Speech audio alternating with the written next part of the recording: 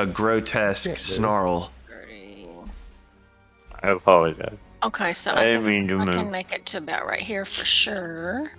And then... So I can see him, right? You can see Jaren, but at the angle you are currently, you would just see him with his face, I'm assuming now, pulled back in shock, and the what appears to be a humanoid-looking mouth snapping at the metal iron gate window. So I can see the mouth, right? Yeah. Okay, then I'm going to cast Toll the Dead on the mouth. Alrighty. Go for So it. that's a wisdom save of 18. Alright. Necrotic damage on a dead creature. That's always good. Yeah. Well, she's playing it right because she doesn't know. Oh, Yeah, I know. I mean, we thought it was undead because he sensed it within 60 feet, but it's also a cantrip, and I got you. Come on, asshole. There we go. Ah! No, I don't like that thing. Alright, so he fails. Now, Okay, so now we're looking at your screen. Okay, so that's 10 damage. Alright. And I believe for It my only bonus... has 22 hit points. How are you seeing my HP values? Is it showing all the HP values? Yeah, you just showed it on the screen. Oh, I gotcha. Y'all are watching the Twitch. Cheater, pumpkin eater. And then, No, I'm not watching Twitch. I know, I'm just fucking around. can I... I'm going to use my bonus action to bring Bob over here. Okay. Oh, I've got him handy. And then I'm good. Alrighty. So, Harvey, you're up next. You see your friend Jaren pull back in horror as this grotesque face snarls and snaps at the metal iron gate door. Oh, now, Jaren, it's never good to do a peeping like that, mate. You're right, man. You're right. First thing Harvey's going to do is look around the corner. Alright, so you go to look around the corner, and I'll go ahead and reveal that real quick.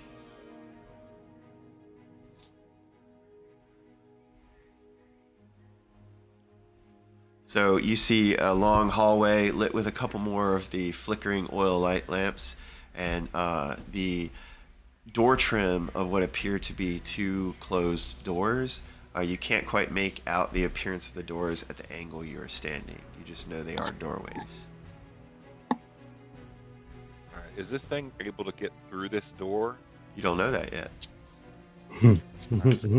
We haven't. Harvey's going to take out his spear off his back, Alright, go for it. and Harvey's going to go, You go poke it. I am going to poke it with a spear. Get Alright, go ahead. Go ahead and poke it with a Like stick. Kevin, right? Kevin always pokes stuff with the spear. Are you trying to hurt it or are you trying to push it back? Oh, no, it's obviously undead. I'll try to kill it. Alright, go for it. That's 24 to hit. Alright, hits. Next attack Go for it. is 24 to hit again. Also hits. It's going to be 7 damage and 20 and damage. 13 damage. Alright, 20 so damage. alright, give me 1 second here real quick. I think it's dead. Maybe. No, that's 22 hit.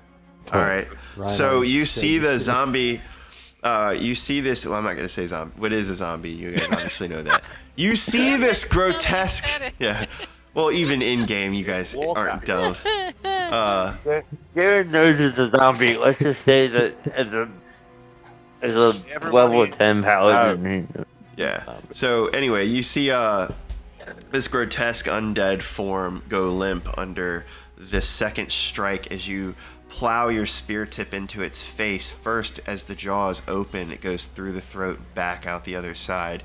And then the second time, you withdraw the spear quickly, and like a needle, you plunge the spear tip into the orbital of the only remaining eye of this creature. Your spear plunges through the back of its head, and as you pull it forward, bits of greenish pink brain matter are pulled through the door with your spear tip that splatter on Jaren's face. And Ew. Thanks for that. Like, why was that necessary? because that's how I roll, bitch. So You let Happy know if you need to press to digitate when we get out. So Jaren, it's your turn. What do you want to You're do? gonna wipe those brains right out of your face. Well, I have 1, 2. I think I can get to this door. All right. So you get to the door. Just look in that one too. Yeah, let's look in this. Well, we're still in combat, so I mean, you know. Jeepers creepers. So I like him. Are you taping on there like that? So you look into this doorway and you see another bed. This one looks a little bit more disheveled. It's actually covered in blood and bits of flesh. There is disheveled pile of clothing in the floor that looks to be torn to bits and stained with blood as well.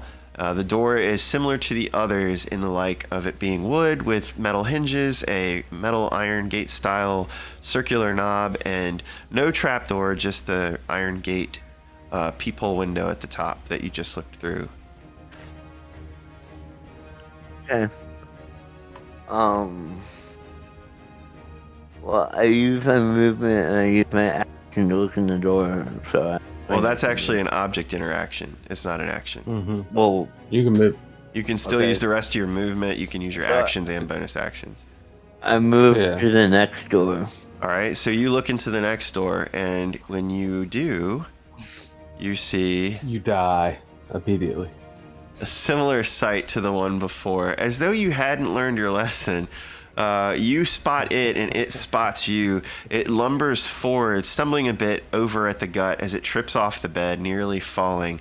Actually, I'm going to say it does. It falls prone, and it stands up, clawing its way to the peephole with these gnarled fingers and overgrown nails scratching at the wood and clinging to the metal gates. Can I poke it with a stick? Absolutely, you still have your actual attack. Okay. You haven't done anything, you just looked. I know.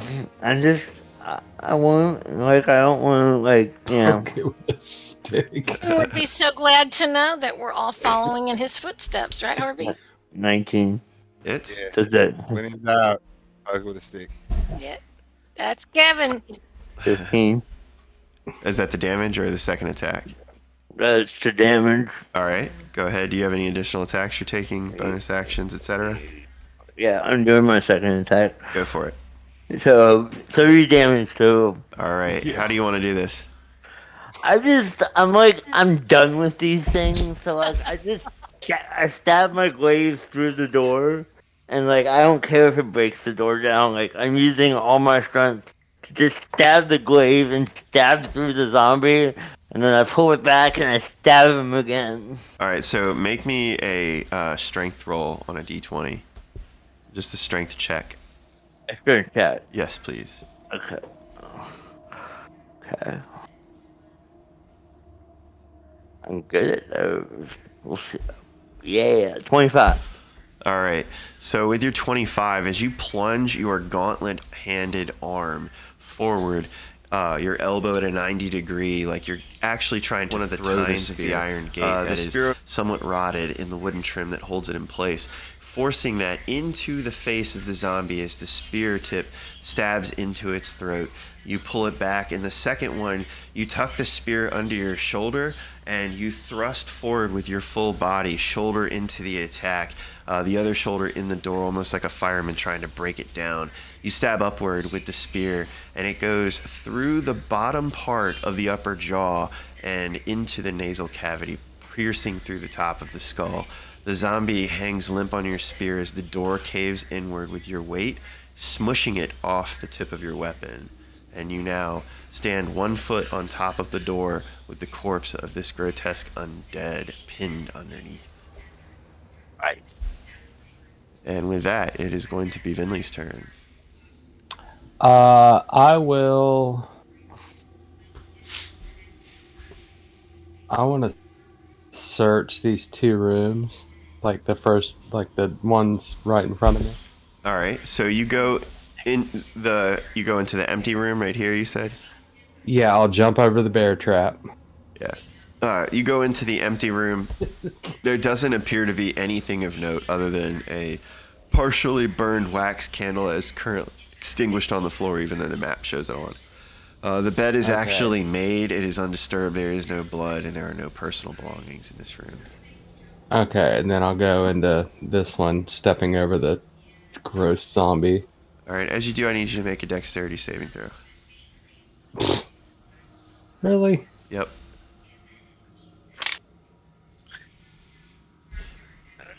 Does the zombie count as difficult terrain? It has nothing to do with that. All right. 17. So you pass, and as you step over the zombie, you do feel something brush against the leather straps that dangle off the edges of your monk-like sandals. And you look down at your feet, and you see the corpse with its absolute mutilated face and lower jaw begin to stir and roll up as its hand reaches for your ankle. I punch it in the face. Make an attack check. Well, I hit it with my quarterstaff, I guess. Yeah, so out of frustration and annoyance, you take the butt end of the staff and try to plant it into the already mushed skull of this rotten human. Oh, come on. Come on, D&D Beyond. Get right with yourself. We're making good time, folks. It's only 8:43. I know. Wow, we Oh, have done no. a lot. Oh, God. So, That's a natural one. out of your frustration and disgust at seeing this horrific hand with its yellowed fingernails, these fungal-like cracked, blistered fingernails and pustuled hands, you recoil in just absolute sheer disgust, choking back a little bit of vomit, and you go to plant the spear into the head of the zombie to push it away from you, and instead it hits the concrete, the crack of the grout, and you stumble back into the wall, knocking into an open cabinet here. Like right there. Yeah. Does anything fall out of the Yeah, cabinet on okay, his so my- head, or No, just the cabinet's kind of open For my doors. second Right. attack, I'm gonna go back and hit it again. All right. I'm here all try week, to. folks. I'm gonna try to hit it again with my quarterstaff. Go for it. Let's see. And then after that, I think we got Happy on deck again. Or no, we've got my people on deck. Yeah, then Mel. That will be a 14. Hits. Okay. And out of the way, dice. There we go.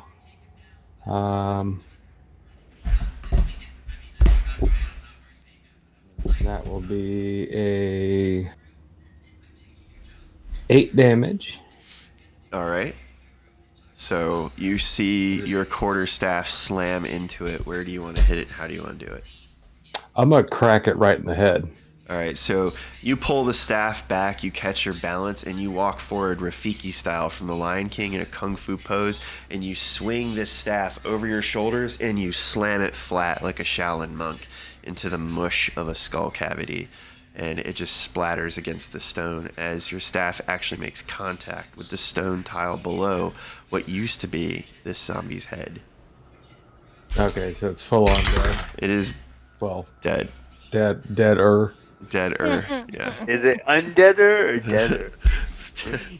It's technically not dead.